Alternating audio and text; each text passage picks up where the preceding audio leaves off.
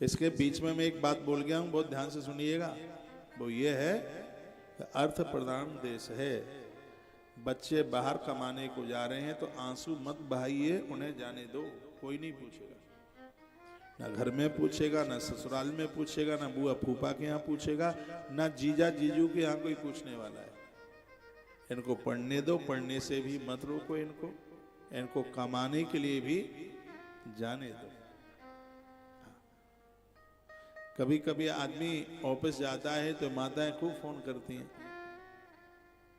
अब वो 8 घंटे की ड्यूटी करने को गया है कि तुम्हारा फोन बार बार मिनट में दे फोन, दे फोन, दे फोन। मैं किसी ऑफिस में बैठा, कोई जवान भाई काम कर रहा था, तो मैं वहां बैठा सामने की कुर्सी पर, उसने ऐसे फोन देखा, माता ठोकेगा, आ गया फोन काली का। मैंने कहा काली कौन है?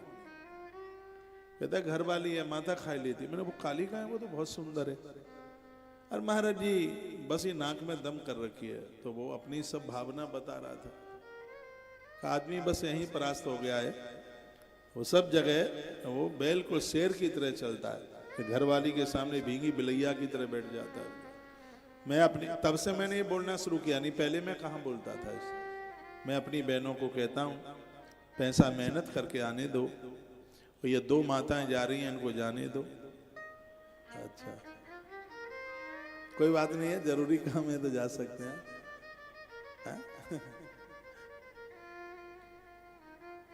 बच्चों को कहो खूब कमाएं, लेकिन नीति से कमाएं। नियति और नीति दोनों साफ रहे। पति को भी कहो खूब कमाएं, अच्छा कमाओगे, बिटिया की शादी ठीक कर लोगे, अच्छा मकान बना लोगे, कमा। अर्थ बुरा कहाँ है? कहाँ बुरा है?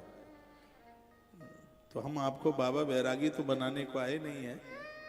बाबा बना भी दें तो घाटा कुछ भी नहीं। बाबा का मतलब है बनिए, बिगड़िए मत। बैरागी सब कुछ होते हुए भी उसे अपना मत मानिए, भगवान का मानिए, वो सब भगवान का है। जो मिला है, जिस वस्तु में राग ना हो उसी को वैराग कहते हैं। जिस वस्तु में राग ना हो, बा वस्तु राग, बा एव राग बैराग।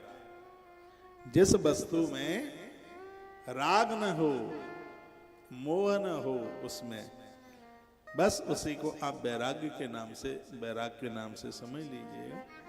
जो भी चीजें हैं परमार्थ के हिसाब से उसको यूज कीजिए। बिजली आप कैसे यूज करते हैं? छूते तक नहीं है, तब ये ज्यादा कामयाब है।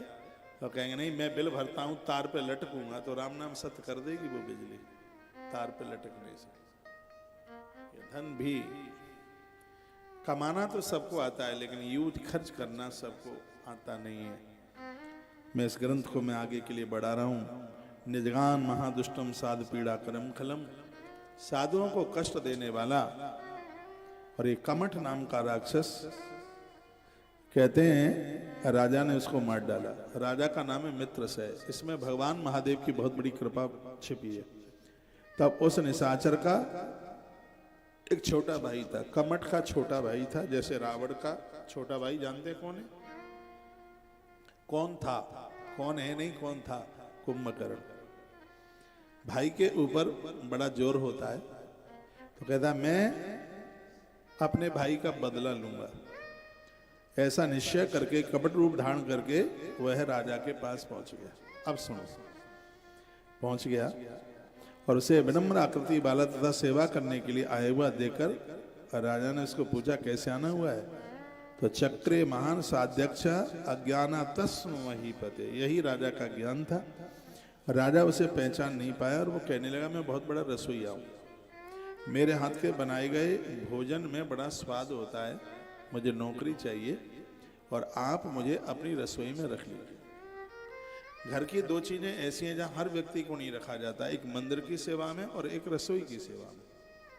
लेकिन गलती 2 ही जगह होती है। रसोई में चाहे जिसको आप रख लें, शराबी, जुआरी, कबाड़ी, ऐसे लोग आपकी रसोई में घुसें नहीं। आपके घर कोई ब्राह्मणी आती है काम करने को, मेरा निवेदन है उसे झाड़ू पोंछा चौका वासन मत कराइए। उसको या मंदिर की सेवा दे देना या उसको रसोई की सेवा दे देना, उसके संस्कार फलीभूत करेंगे। पंडिताइन आई है तो उसको रसोई की सेवा, उसको रसोई की जिम्मेवारी दे देना। रसोई में हर कोई नहीं, इसका बहुत बड़ा असर होता है। प्रताप भानु की कथा में ही ऐसा हुआ और यहाँ भी कुछ ऐसी ही कथा का ये वर्णन किया गया है। तो वह कपटी व्यक्ति राजा से कोई बदला लेने के लिए यहाँ पर आ गया और उसने क्या किया कि उसने पशुओं का मांस रांध दिया रसोई में। और राजा मित्र से समझ नहीं पाए और उस दिन अमावस्या थी। यह राजा अमावस्या पूर्णिमा को अपने गुरु को बुला करके भोजन कराता। इतना धार्मिक, इतना दयालु था। गुरु जी का नाम था गुरुदेव वशिष्ठ। ये वही वशिष्ठ हैं जो राम जी के गुरु हुए। दीदी यहीं रख दो, ऊपर ऊपर रख।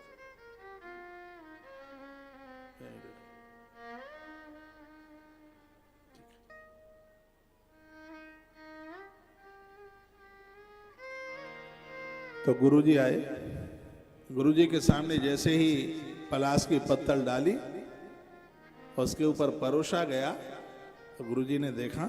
सुनिए, तो गुरुर वाचे, गुरुजी ने क्या कहा? देख त्वाम नराम मिसम राजस्वे तक शब्द कारिणा। हे राजन, तुम्हें धिक्कार है, राजा तुम्हें धिक्कार है कि जो कि तुमने मुझे नर मांस परोस दिया है, मुझे पशुओं का मांस परोस दिया है। मैं शीघ्र ही श्राप देता हूं, तुम घोर राक्षस हो जाओ। गुरुदेव वशिष्ठ ने अब श्राप